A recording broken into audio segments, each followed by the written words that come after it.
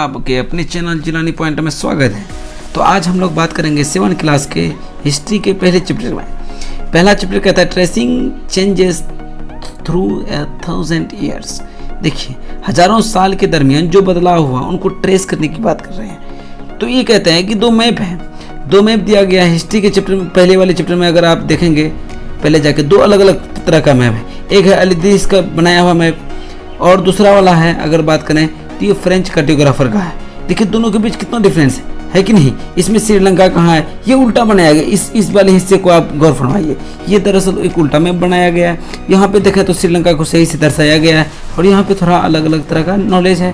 यहाँ पे आप लैंग्वेज देखेंगे तो यहाँ पे अरबियन लैंग्वेज एकदम फारसी वारसी इस्तेमाल किया गया है। ये लोग दरअसल अपना ट्रेडमार्क करने के लिए जो जिन जिन जगहों का जरूरत होता था वो सब दर्शा दिया। इन लोगों ने उस तरह का स्केच तैयार किया। इसका स्केच देखते हैं तो बहुत ज़्यादा फ़र्क आता है। तो दोस्तों देखते हैं कि ये जो इन दोनों समय काल के बीच कितना बदलाव आया होगा। आखिर उन लोगों ने ऐसा इसलिए किया क्योंकि दोनों के पास अलग अलग तरह का नॉलेज था, तो जिनको जितनी जानकारी थी उन्होंने उतना दिया। तो मैप में ये दिखाया गया है अल-इदरीस 1154 में जब मैप बनाते हैं तो उसमें क्या होता है, श्रीलंका का पता नहीं चलता और मैप भी टेढ़ा उड़ा होता है। 1720 में जब फ्रेंच कार्टोग्राफर बनाते, कार्टोग्राफर किसको कहते हैं, पर्सन हु, देखिए जो कि मैप बनाता हो उसको क्या बोलते हैं, कार्टोग्राफर। इस बात को समझिए। तो यही इन दोनों के बीच लगभग 600 साल का गैप है कि नहीं। 600 साल में कितना बदलाव आया, क्योंकि वो इंडिया और सब कॉन्टिनेंट का अगल बगल का क्षेत्र नहीं दिखा पा रहे थे, इन्होंने अपने मैप में दोनों तरह दिखा दिया। तो क्या कहता है, science of cartographer how different in 2 time periods. जो मैप बनाने का कला है दो समय काल के बीच देखते हैं कि अलग अलग हो जाता है। एक आदमी है जो कि बेहतरीन मैप बनाता है कुछ साल बाद, उससे पहले का मैप देखते हैं तो बहुत फ़र्क होता है। ये आपके लिए नहीं है, दरअसल ये हिस्ट्रियंस के बारे में कह रहा है। बेचारे को कितना तकलीफ होता होगा इन सब चीज़ों को समझने के लिए। जो भी चीज़ वो लोग छोड़ के गए हैं, चाहे वो मैप हो चाहे उसका ऑटोबायोग्राफी हो, तो यही कह रहा है कि जो समय के साथ बदलाव आता है उसके बारे में हम इस चैप्टर में देखेंगे। तो देखिए क्या कहता है, न्यू एंड ओल्ड टर्मिनोलॉजीज, नया और पुराना क्या क्या बदलाव। देखिए historian records exist that variety of language. आप सब जानते हैं कि समय समय पे अलग अलग लैंग्वेज का इस्तेमाल किया गया होगा। पहले कुछ और बोला होगा, फिर बाद में कोई और भाषा का इस्तेमाल किया होगा। तो हिस्ट्रियंस को अलग अलग भाषा का जो वैरायटी है ना, वो उसमें से सारा लैंग्वेज आता हो ऐसा तो मतलब कोई लाजमी नहीं है। जैसे कि आप ही को सारा लैंग्वेज आता है क्या, जाहिरी तौर पे जो जो ज़रूरत वाला लैंग्वेज है वही सब आपको आता होगा। उसी टर्म में कहा है कि देखिए जो नया टर्म होता है ना, जो पहले मतलब अभी का जो वक्त है, तो पहले ज़माने में जो भाषा होता था वो अलग अलग, तो दोनों के बीच डिफरेंस है। हम लोग 100 साल पुराना भाषा को नहीं समझ पाएंगे शायद की। तो यहाँ पे तो भाई 1000 साल के बारे में कह रहा है कि एक से लेकर 1000 साल के बीच में इतना डिफरेंस क्या क्या होता है, ये उसकी बात कर रहा है। एक वर्ड आता है एग्जाम्पल के तौर में, जो मिनहाज सिराज। मिनहाज सिराज आपको याद है किसके समय का ये हिस्टोरियन है, ये है कुतुबुद्दीन ऐबक के समय का। तो इनके बारे में कह रहा है मिनहाज सिराज जब हिंदुस्तान वर्ड का एक क्या है, ये इतिहासकार है, क्रॉनिकल। आप इस बात को समझिए, इन्होंने ये जो वर्ड इस्तेमाल होता है आजकल हिंदुस्तान, इन्होंने हिंदुस्तान शब्द का इस्तेमाल इसलिए किया था, एग्जाम्पल के तौर पे दे रहा है। पंजाब और हरियाणा के जो ज़मीन है, जो ज़मीन गंगा और यमुना नदी के बीच में आता हो, उसके लिए इन्होंने एक शब्द का इस्तेमाल किया। वो शब्द क्या था, हिंदुस्तान। लेकिन उसी के कुछ दिन बाद देखिए आमिर खुसरू कुतुबुद्दीन ऐबक के शासन के बाद बलबन का शासनकाल में आता है। ठीक, इसको अभी हम लोग बाद में देखते हैं, पहले इसको देख लेते हैं। ठीक है, आमिर खुसरू 14वीं सेंचुरी में हिंदुस्तान वर्ड का इस्तेमाल, हिंद वर्ड का इस्तेमाल करता है, हिंदुस्तान नहीं हिंद वर्ड। सिंध नदी के अगल बगल के क्षेत्र को ये क्या कहता है, हिंद। लेकिन अगर हम बात करें बाबर के बारे में, बाबर कब आया, 1526 में, 1526 में आया कि नहीं। तो इनके बारे में अगर हम देखते हैं तो ये हिंदुस्तान शब्द का इस्तेमाल यहाँ किसके लिए कर रहा है, फ्लोरा एंड फौना, यहाँ की वनस्पति, यहाँ के रहन सहन, यहाँ के ज्योग्राफिकल फीचर्स को डिस्क्राइब करने के लिए ये हिंदुस्तान वर्ड का इस्तेमाल किया कि नहीं। बाबर आया था 1526 में। आप समझिए ये किस सेंचुरी की बात कर रहा है, मिनहाज सिराज, ये लगभग 13 सेंचुरी की बात। आमिर खुसरो है ना 14 सेंचुरी, तो लगभग 1300 अगर देखे कुतुबुद्दीन ऐबक 1310 से पहले का है ना, 1310 से पहले का बात कर रहा है। और ये देखिए दोनों के बीच 200 साल का फर्क है कि नहीं। 200 साल में हम लोग यही देखते हैं कि जो ये पहले हिंदुस्तान वर्ड का इस्तेमाल कर रहा था, तो ये कर रहा था यहाँ के नदी के अगल बगल वाले क्षेत्र जहाँ पे उपजाऊ जमीन होता हो। लेकिन अभी देखते हैं 1526 में बाबर ने कब किसके बारे में इसका इस्तेमाल किया, यहाँ के फ्लोरा और फौना के बारे में, यहाँ वनस्पति जीव, यहाँ के वन जीव, इन सब के बारे में। और दूसरा वाला अगर एग्जाम्पल लेते हैं हम लोग, एक वर्ड आता है परदेसी। परदेसी दरअसल एक हिंदी वर्ड है जो हम लोग जिसको नहीं जानते उसको परदेसी बोलते हैं। लेकिन पहले ज़माने और इसका जो पर्शियन वर्ड है वो है अजनबी। पहले इसका इस्तेमाल होता था जो बगल वाला गांव का भी आदमी क्यों ना हो, अगर हम लोग उसको नहीं जानते तो उसको क्या बोला जाता था, फॉरेनर यानी अजनबी यानी परदेसी। लेकिन अभी फॉरेनर वर्ड का इस्तेमाल किस लिए होता है, विदेश वालों के लिए, भारतवासियों के लिए होता है क्या। लेकिन पहले अपने गांव का जिसको नहीं भी जानते थे उनको भी क्या कहा जाता था, फॉरेनर कह देते थे। और दूसरा वाला जो टॉपिक आता है स्टार पॉइंट, वही आता है historian and their source, historian और उसके सोर्स के बारे में। The information about medieval period drive from source of archaeological and literary. देखिए जो मिडाइवल पीरियड के बारे में हमें जहाँ से मिलता है, जो हिस्टोरियंस को जो सोर्स मिलता है वो आर्कोलॉजिकल मतलब जो पुरांत काल है ना उन सब चीज़ों से मिल जाता है, या उसका लिटरेसी। तो तभी मिडाइवल पीरियड में मतलब अच्छे खासे पढ़े लिखे लोग थे, कुछ ना कुछ सोर्स छोड़ के गए हैं। या क्या आर्कोलॉजिकल सोर्स आर अवेलेबल क्या कहते हैं मोनूमेंट्स के तौर पे, टेम्पल्स के तौर पे, क्वाइन टर्म्स और ऑर्नामेंट्स और पेंटिंग्स, ये लोग जो छोड़ के गए हैं, चाहे वो बाबर हो, चाहे वो कुतुबुद्दीन ऐबक, वो सब जो भी हो मिडाइवल पीरियड के सारे लोग ऐसे ऐसे चीज़ छोड़ के गए हैं जिससे कि हिस्टोरियंस को हिस्ट्री के बारे में जानना बहुत आसान हो गया है। यहाँ पे समझिए क्या कहा, since paper became available in good quantum, अधिक मात्रा में जब तक पेपर उपलब्ध नहीं हुई थी, lot of written account in the form of chronicle, इतिहासकार जो लिखते थे पहले उसका या तो ऑटोबायोग्राफी होता है खुद के बारे में, मतलब खुद ऑटोबायोग्राफी, या जो फरमान जारी करते हैं बड़े बड़ा राजा, या जो अकाउंट्स होता है फॉरेनर ट्रेवल्स का जो अकाउंट्स वो लोग लिखते हैं, ये सब जब अगर अवेलेबल होता है उस पीरियड का तो वो पर्शियन और अरबिक लैंग्वेज में अवेलेबल है भी। तो वो लोग जब लिखते थे तो उन्हीं लोगों की उन सब किताबों से हमें क्या मिलता है, हिस्टोरियंस के बारे में पता चलता है। हिस्टोरियंस का सोर्स, हिस्ट्री का सोर्स कहाँ से आता है, उन्हीं सब किताब बुक से आता है। अगर नेक्स्ट टॉपिक की हम लोग बात करें, new social and political groups का इमर्ज होना, नए नए कौन सा ऐसे सोशल ग्रुप्स थे जो इमर्ज हो रहे थे। द स्टडी ऑफ 1000 ईयर, 7 साल से 1750 साल के बीच की अगर बात करें तो बहुत क्या कहता है कि ह्यूज चेंजेस हुआ, बहुत ज़्यादा अधिक बदलाव हुआ। हिस्टोरियन आर बिकॉज हिस्टोरियंस को ये क्या कर रहा है, बहुत ज़्यादा ये डेवलपमेंट इतना अकर हुआ था कि हिस्टोरियन फैसिनेटेड हो जाते, पागल दिमाग उलझा जाना। क्या कर रहा है, scale and variety of developments, इतना अधिक डेवलपमेंट्स हुआ इस पीरियड में। किस पीरियड की बात करें हम, 7 से 1750, इस पीरियड में सही में बहुत ज़्यादा बदलाव आया था। 1000 साल की बात चल रहा है। आप देखते हैं कि जब से आपका जन्म हुआ तभी से अभी तक बहुत ज़्यादा डेवलपमेंट देखे होंगे। यहाँ तो 1000 साल, आपका उम्र जाते जाते कितना भी हुआ हो तो आप अपने उम्र में बहुत ज़्यादा बदलाव देखते हैं। तो यहाँ 1000 साल की बात कर रहा है, जाहिर सी बात है ह्यूज होगा, ये बहुत ज़्यादा अधिक मात्रा में बदलाव।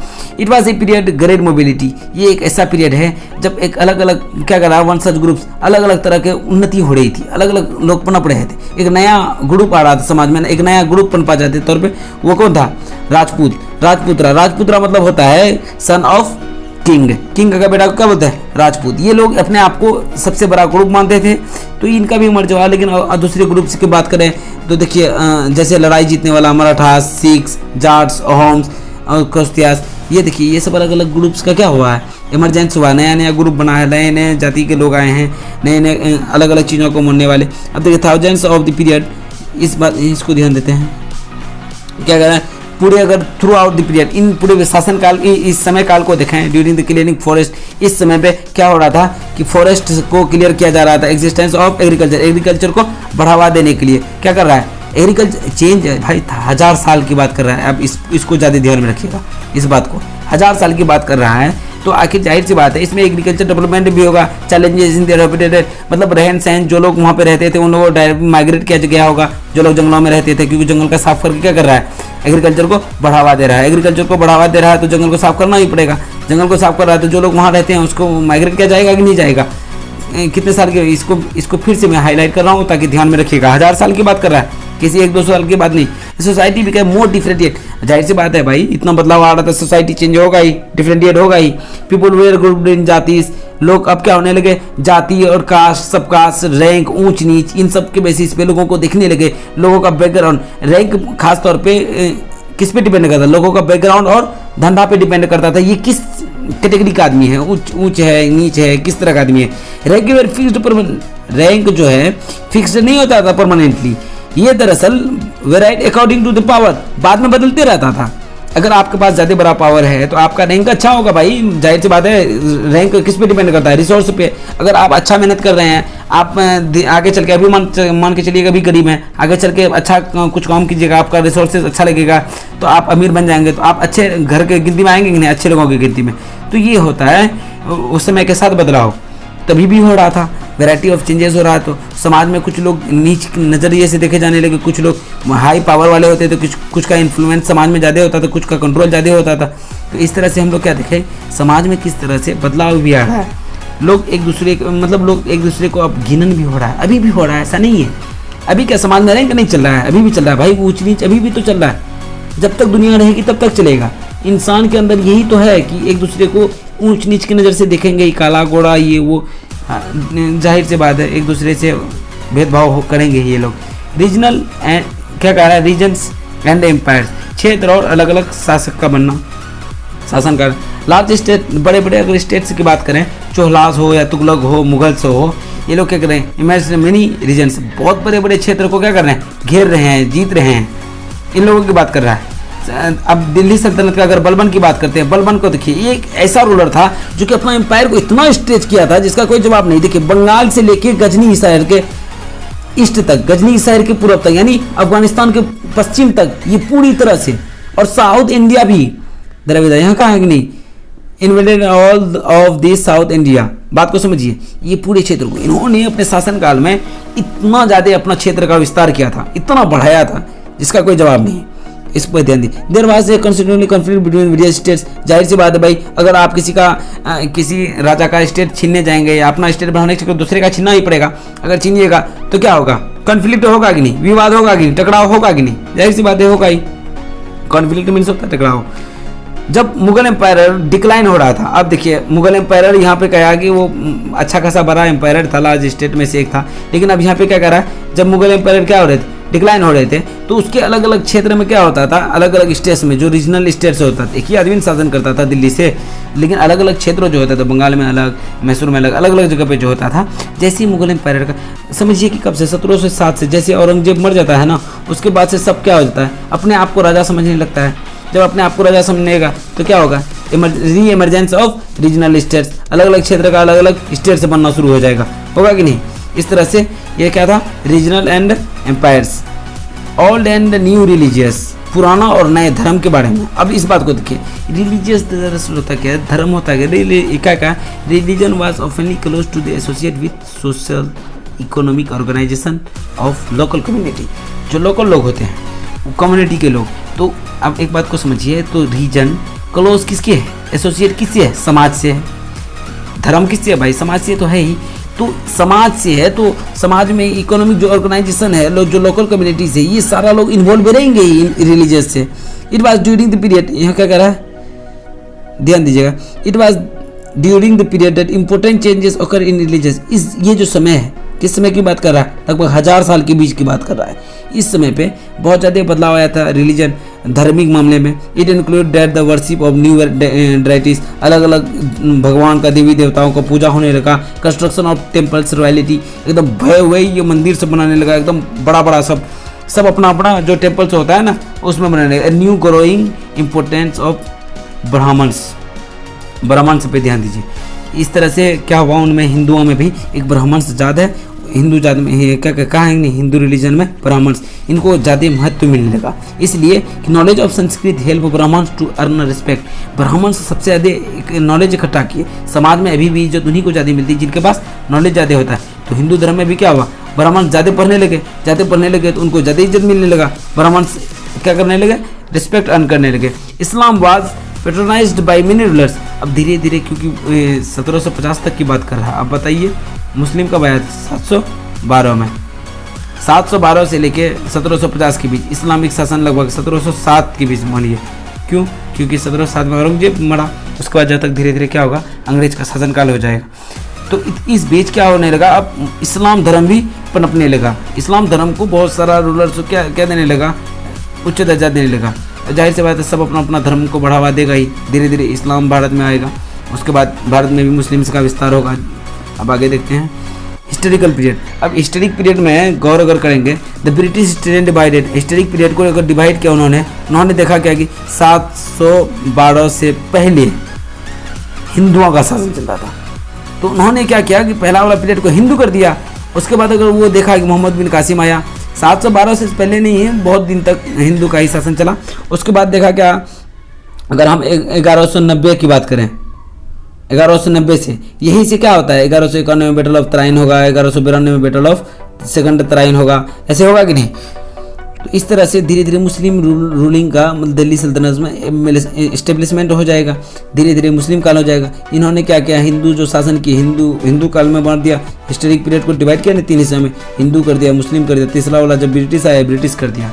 हिस्ट्री को किसी धर्म के आधार पर बांट देना, डिवाइड कर देना, ये बहुत हद तक गलत है। इसीलिए अब देखिए क्या कहता है, most historian look the economic social sector characterise majored elements different. देखिए अधिकतर हिस्टोरियंस क्या देखते हैं, जो समाज में होता है, मतलब क्या कर रहा है, लुक एट द इकोनॉमिक, मतलब क्या समाज में उन्नति हो रहा है, क्या सोशल फैक्टर है, उसकी क्राइटेरिया को, वो जो बदलाव होते हैं उस पर हिस्ट्री को बांटना चाहते हैं। The early life hunter gather and early farmers, इस बात को ध्यान में दीजिए, क्या कर रहा है, the life of hunter gather जो लोग हंटिंग करते थे पुराने ज़माने के लोगों के बारे में, अर्ली फार्मर्स उन लोगों के बारे में कह रहा है, अर्ली एम्पायर्स उनको क्या कहते हैं, अर्ली सोसाइटीज़, यानी पुराना सोसाइटी, सबसे पुराना। अगर उनको हम देखें तो उनको आप एंशिएंट बोल सकते हैं। The growth of imperial states formation, नया नया राज्य का विस्तार होना बनना, development of Hinduism and Islam as a major religion, खास धर्म के हिसाब पे इन लोगों का डेवलपमेंट होना, arrival of Europeans, trending companies, इसको अगर बता तो इसको क्या कहा गया, मिडावल पीरियड, इसको अलग पीरियड का नाम दिया गया। अगर लास्ट इरा देखें कॉल्ड मॉडरेट, जिसमें मॉडर्न जमाना हम लोग बोलते हैं, यानी आधुनिक भारत, मॉडर्न इंडिया, तो उसमें अगर हम लोग देखें कि इसमें क्या होगा, सेंस ऑफ मटेरियल्स प्रोग्रेस, मतलब बहुत अलग अलग चीज़ पे विस्तार हो रहा है, हर चीज़ पे। अभी जो मॉडर्न पीरियड चल रहा है इसमें अलग अलग विस्तार से मतलब हर चीज़ बराबर हो रहा है, अलग अलग चीज़ का डेवलपमेंट हो रहा है। तो दोस्तों हम लोग आज पहला चैप्टर का इंट्रो था ये, दरअसल पूरे हिस्ट्री का, धीरे धीरे हिस्ट्री का अलग अलग चैप्टर पढ़ेंगे, न्यू किंग्स एंड किंगडम्स, देखिए सब कुछ है कि नहीं, Muslim rulers and buildings, craft person, इन सब चैप्टर का हम लोग धीरे धीरे एक एक नोट बना के पूरी तरह से कंप्लीट कर लेंगे, ठीक है। तब तक आप लोग इसका नोट कंप्लीट कीजिए।